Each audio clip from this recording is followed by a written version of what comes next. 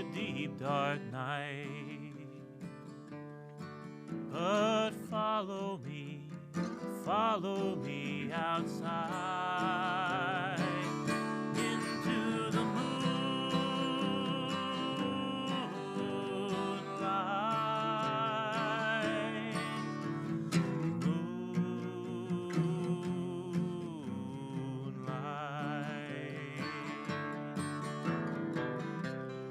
Welcome back to the Wild Rose Moonlight series, part 2 of Martina Samm's episodes. This is an episode that features a talent that surrounds us all. Here is our host, John Baylor, and he's back with Martina Samm.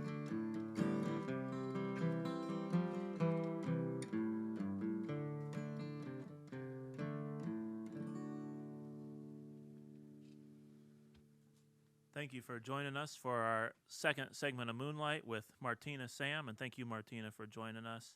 Martina is kind of a open mic aficionado, and we just really briefly mentioned open mics in our last interview that we had, but you've been very involved in a couple of them, so I was wondering if you could share a little bit of your open mic experience with us. Well, when I first started playing music, I went to the open mics. It was the Troubadours and other songwriters up at Cam's Island. And they were so welcoming and encouraging and supportive, that it really affected me, and I see how it helped me be better at performing and stuff. Before you go on, where was that in your life and in your musical journey? It was, oh, wow. It's like, okay, it was back while I was still surveying, and I would have to say probably 35 or something like that when I was around 35. Mm-hmm. I literally put my instruments away under the bed. They went under the bed for years and years and years. I'd play for the kids when they were little, and as they got older, they didn't, Yeah. But anyway, I put things under the bed for a while. And anyway, so my experience with open mic was good, and I thought how wonderful it is to have somebody say, "Go ahead, try again," and to bring. It's hard for some people to get up and perform, and they want to. Mm-hmm. So to make an atmosphere for people to come in and say, just sit and it's your turn and just do your best. Yeah. Yeah. And we'll hear you. Mm-hmm. And so you've hosted or I don't know if hosted is the word. I'll let you describe it the way that you think is appropriate. But a couple of different open mics, right? Yeah, I co-hosted open mic in Lakeville for about 2 or 3 years, and we did it at the American Legion in Lakeville. But we set it up in a really cool atmosphere. We put tablecloths on the tables and lit with candles, and we made it a very cozy kind of atmosphere. And it went pretty well for a while at the open mic in Lakeville, at the American Legion. You say you co-hosted it. Was this your brainchild, or was this just something that you got involved in early on? It was just easier to do it with someone, yeah. And there was plenty of people that were willing to help out, to help make it happen. Right. And then when I was in Bloomington, I did the open mic at Players Pub for about 5 or 6 years, and about a year or so that was the Neon. But other than that, we were just a regular open mic. Yeah. Mm-hmm. And there was in Bloomington, there's so much music there anyway, right? Jordan School Music or whatever, right. Music school. And so you would get people coming in there like opera singers and stuff that would just get up there and belt it out, or they do show tunes, or it was just a very, very eclectic. Yeah. Yeah. And then you've had some involvement, not quite as hands-on with our open mic here. Performed here many times, and you're sort of our relief pitcher. Yeah. When we need a hand, you've guest hosted our open mic here a couple of times. It's been my pleasure to host the open mics here. And the thing about the Moon's open mic is that it's a listening audience, people, and it's a big thing for most musicians, because most open mics you're playing to group, but there's other distractions. But here it's like totally focused on the performer, and it's nice. Yeah. Mm-hmm. So I like about it. Why is it that everywhere you wind up in life, you keep gravitating toward open mics? Well, it was kind of like my groundwork, and the open mics, like I said, it's an opportunity to meet other musicians also, but it's just the idea of that supportiveness that an open mic can give somebody. When you see somebody starting out and you can notice after months that they're a little bit more comfortable, and then they're a little bit more comfortable, and then you see them bloom, you just see them like blossom and into their own confidence. And that was that blooming and blossoming was something special about your early open mic experience, it sounds like, and now something that you want to see in others and help encourage in others. I know what it did for me, and if it does that half of that for another performer or musician, then yeah, we should support each other. Yeah. Well, I think I'll let you take the stage now, and we'll be all ears. Give us another song, please. All right. The name of this song is "It'll Be All Right," and this one started out with chords. Okay, I came up with this chord pattern and I loved it. So this is "It'll Be All Right."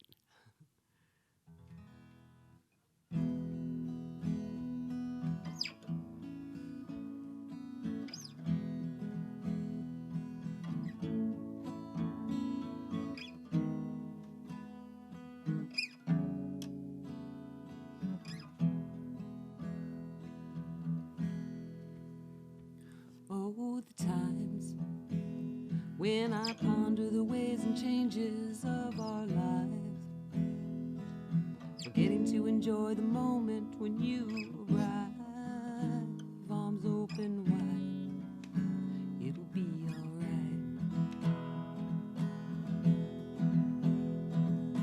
I'm not about to tell you what I see, but the vision holds a wonderful plan for you and me. Squeeze me tight, it'll be alright.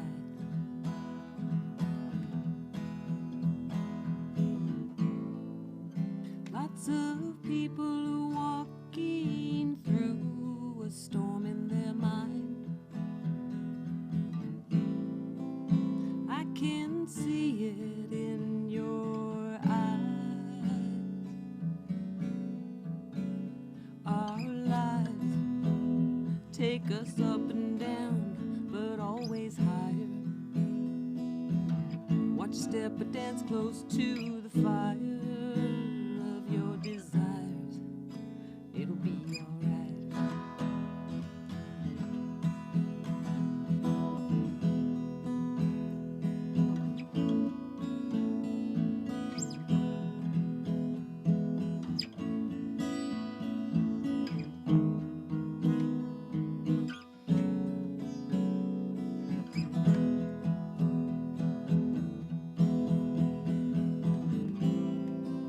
Lots of people are walking through a storm in their mind. Can't you see it in my eyes? Hide or seek your destiny, near or far. Just come out wherever you are. It'll be alright.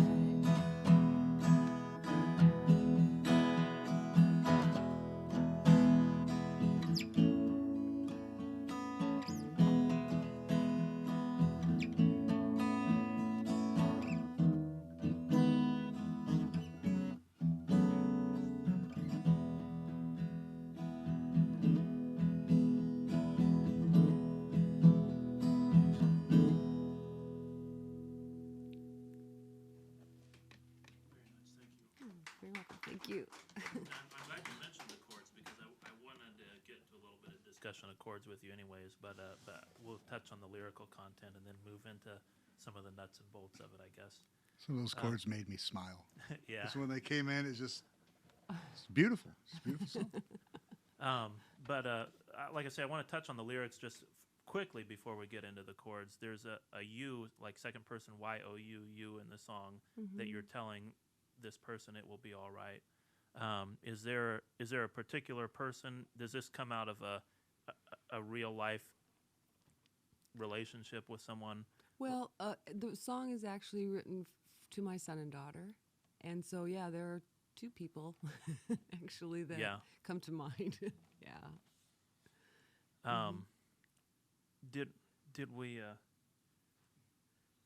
I was going to ask about a song in the last segment. I don't think I'll worry about it. I told you I Okay. wanted to talk about your other tea and toast a little more than we Yeah. got to, but you guys will just have to watch the last episode if you haven't seen it. I won't go down that route now. We'll jump over to those chords then. I notice in a lot of your songs you have an unexpected chord in there somewhere, and that's something that I kind of always take pleasure in when I hear we land somewhere where we didn't quite expect to land. Yeah. Is that something that you're looking for when you play a song, when you put chords together? What can I do that just has a little different feel, or do you just stumble into it? Well, it pretty much just happens, John. You know, I like the tension that it creates, Mm-hmm. a little bit of tension, and so as far as tension and unpredictability, I guess. you Yeah. know, not expecting it. Right. Yeah. Then there's something calm and soothing in your music, but there's tension that's a part of it as well, and I mean you're playing the chords that get the feel across that you're looking for. Now, if you say you came up with those chords before you came up with the other elements of the song, Yeah. are you're just sitting around experimenting on your guitar, and when you hit a piece of magic, then I mean, how does it come about? Yeah, exactly. I mean, I found this chord, and it was like, ooh, I like that. And then I was able to, from there, figure out the walk down, to back to this E. So it was just like a learning process, learning thing. And I'm also finding that you can do it a couple on this set of chords too, and go back down to A. But I haven't worked anything out on that. Right. But it was just like a oh wow, that's kind of neat. Because I played for so many years just here on the guitar. I mean, that's my progress is I'm actually using more of the fretboard now, a little bit more. Right. But So you say you found another place where you can play and get a similar effect on different strings. yeah. It's in a way like a new technique that you find on the guitar. Yeah. Like are you looking for new ways of putting chords together, and do you frequently find a new chord and say, oh man, I've got to get this into a song? Well, as far as finding new chords and stuff, I guess it's just a hit or miss kind of thing. Yeah, just messing around, just messing around.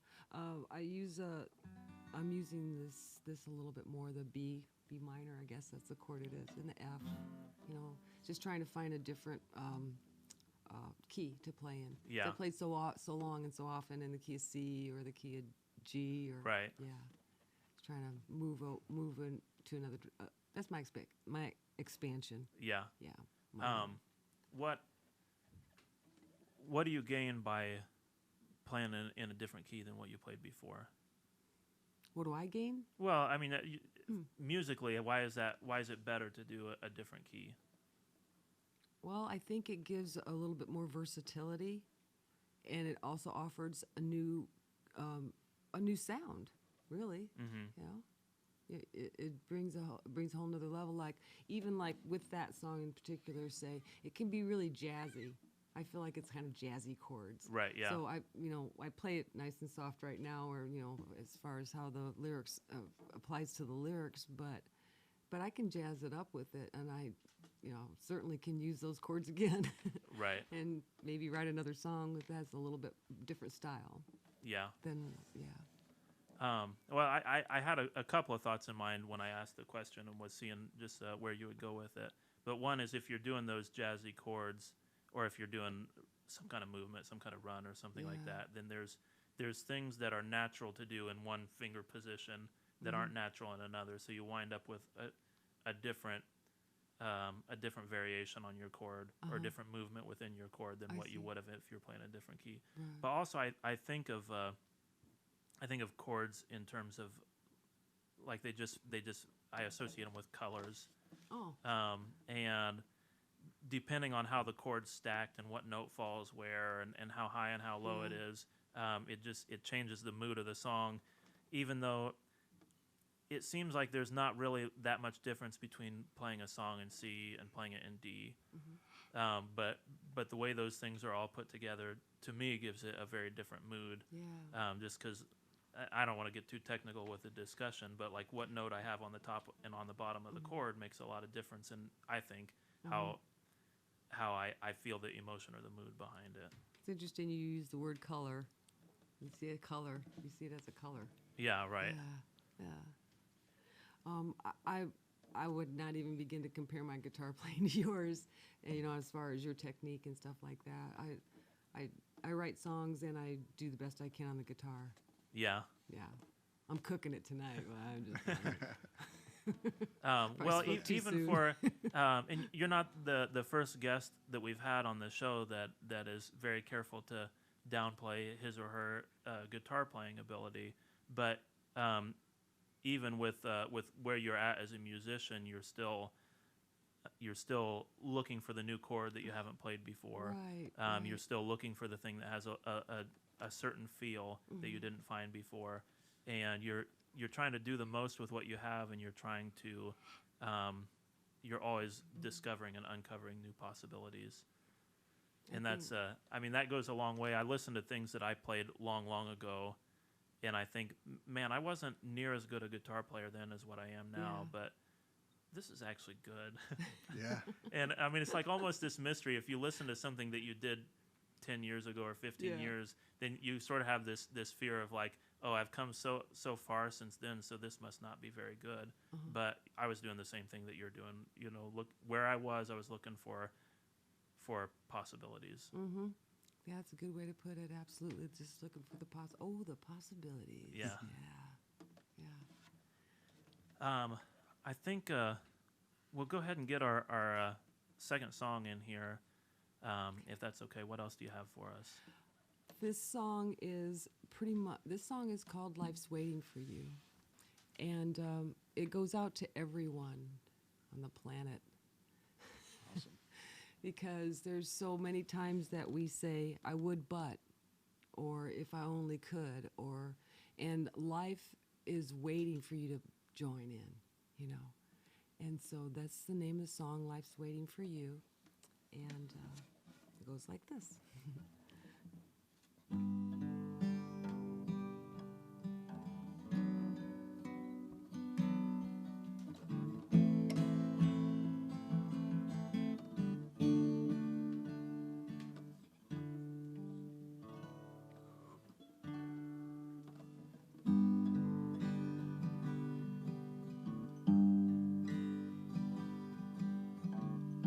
The sun is rising, shining behind that cloud.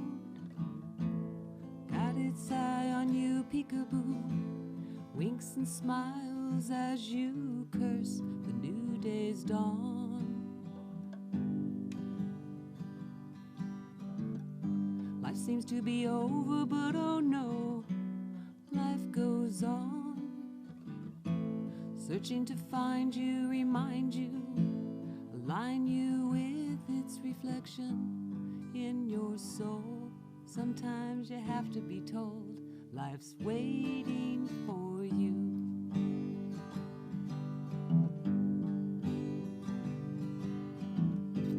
Hold on tight, keep your love alive. Something's different, but nothing's changed. Come out of the blue, that dark corner deep inside of you. Life's calling you gently, relentlessly. Won't you come out and play? It's all here and so much more. What are you waiting for? Life's waiting for you.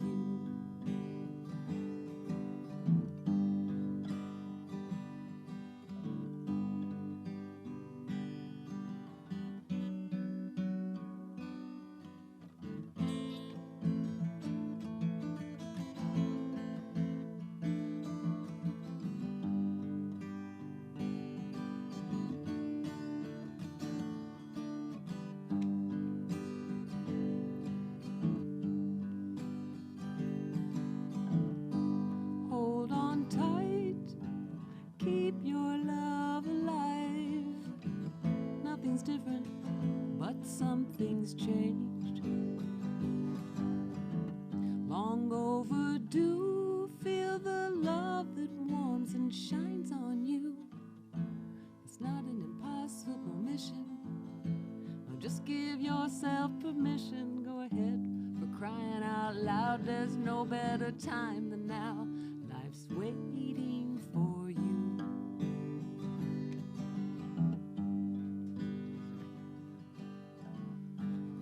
When the day's done and the sun lights up the face of the moon, fluff your pillow and smile, because you know it will be shining down on you.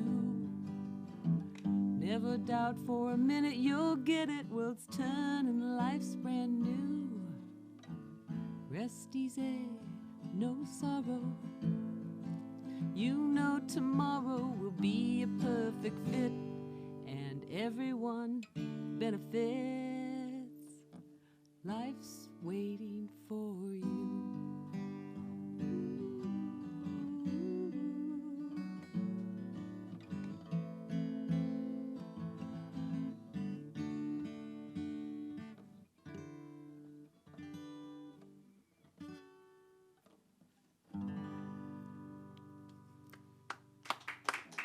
Thank you. That's awesome. I love that.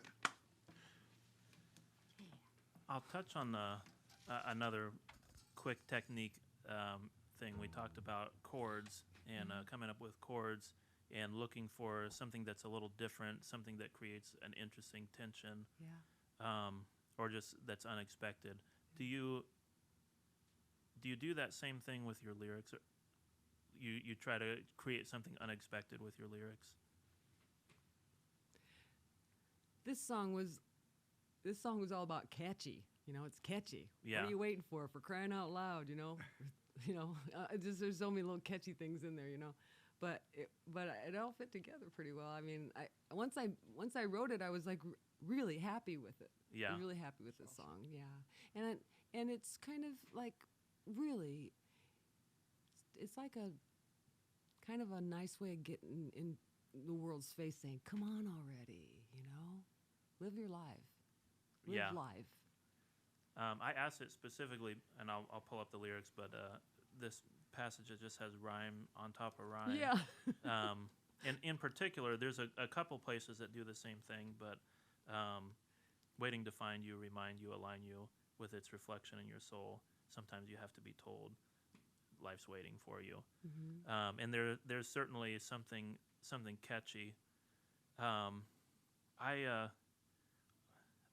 For a long time, I just thought, well, like, it doesn't matter if something rhymes if you're close. You know, you get the same vowel sound in there. Oh yeah. Then, like, people still see the connection, Yeah. and that way you're free to do whatever word in there you want to do, more or less. Like, you get that approximate rhyme, but I sort of picked up on some other songwriters who were at times like relentless with these perfect rhyme and perfect rhyme and perfect rhyme in succession, and it just sort of struck me that there's a lot of effect and there's a lot of catchiness that I'm missing by being sometimes lazy in my rhyme. And not that I sometimes being lazy in the rhyme so you can have the word that has the perfect image or the perfect meaning that's the right priority. Yeah. But sometimes getting the sound of the words just perfect should be the right priority. If you can do both. Mm. Yeah. That's just Yeah. really cool. Right. This is the closest thing I've got to rap. Way to find you, align you, remind you. And all that other. I love rap. I love the way rap like wraps around these words, and they rhyme words that would never rhyme. Yeah. Right. Yeah, it's really good to listen to it. I've been listening to it a lot because of my son. He's into it. So Yeah. Once you get into the thought that goes into it, they're not just spitting out words just to rhyme. There's a lot of wordplay. It's really cool. Oh, yes. It's really cool. Yes. I didn't figure when I saw your lyrics sheet that you sent me, I didn't figure it was a rap song, but that also seemed a common thread. I'd have students, I wasn't a math teacher, you asked before. Yeah. I did teach a math class, but mostly I'm an English teacher. although not working as one right now. Mm-hmm. And I'd have some students who would do that same sort of thing if we would write poetry for an assignment in class. And it's sort of like it would catch me by surprise because it's so much different than the stuff that we're studying when we're studying poetry and how to put a poem together. Right. But then you get this like rapid rhyme on top of rhyme thing, and I always felt like it was pretty cool and like a nice effect that was just very different than the world that I had my head in at the time. Right, yeah.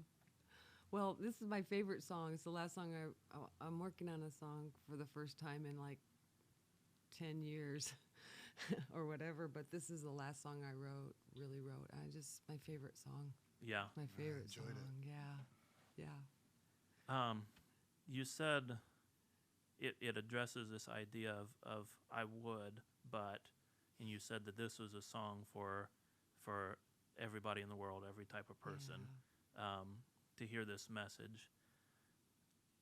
Everybody in the world is obviously not going to hear the song. Right. Probably not. No, I'm not. Everybody in the world isn't going to hear any song, really. Yeah, you're right again. So I'm not trying to be depressing by saying that. You're not. But why? Could you try a little harder, John, to sound I got depressing? a nice laugh track going here. This is like a regular old sitcom.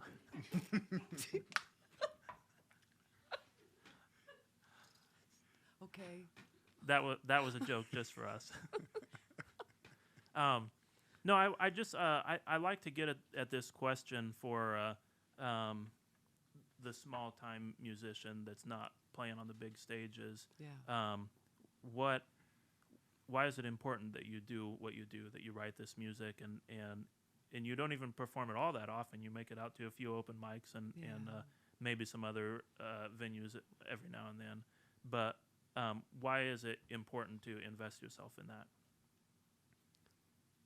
Well, I think I've said well about 20,000 times tonight. It's my gift, and I'm finally embracing it in a different way, in a better way, in a much healthier way. And when you let your light shine. And so this is my light. I'm going to let it shine. Yeah. Yeah. And make time to continue. There's plenty of things to write about. There's plenty of things to sing about, And the message of encouragement and kindness and compassion there's never too many songs like that. There's never too many. Yeah. So. We never stop trying to train ourselves up in those. Right. Well, it's becoming more and more important, I think. It's becoming more and more important to me. And I think that that it would be helpful. It would be helpful in the world altogether if people were more compassionate and kind. Yes. Because there's a lot of stuff going on that warrants it. So be that way to yourself first. Be kind and compassionate to yourself, and then you can hand it out. Because you know what it feels, how good it feels. Yeah. Be kind and compassionate. Yeah. And that's sort of like a model for what songwriting is in a way. Is you speak to yourself, you give this message to yourself, and you work on you. And when you get it just right, then it's ready to share. It maybe not with the whole world, but with the people that are there, the people that are a part of your world. Right. And it's not. I work at it, and I think everybody should understand that it's a process, and you have to work at it. Because we're inundated and with hate and meanness. Well, thank you for sharing, Martina, for joining us. We'll keep working on it, and you keep working on your gift and embracing that. Oh, thank you so much again for this opportunity, everybody. Thank you. On July 24th, we're going to have Aaron Nicely come in and play a few songs with us, and looking forward to that one. He's a good friend of mine and bandmate. We play together in the Stampede String Band, so he's going to come out and play a few of his original songs. Again, that's July 24th at 7 and 8 o'clock.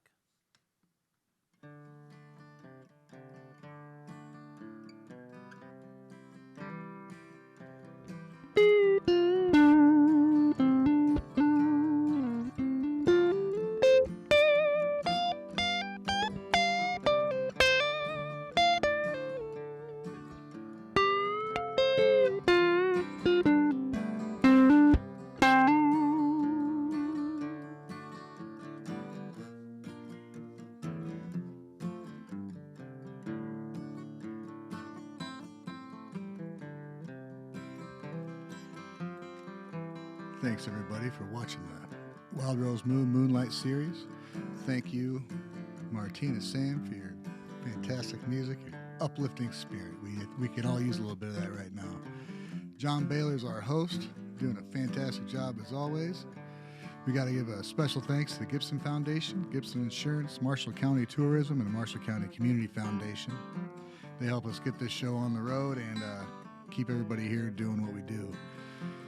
We also need to thank George Stricker, Katie Smith, Howard Gibb, and Jennifer Reed for helping us out behind the scenes. I'm Ryan Meir. This has been Wild Rose Moonlight series.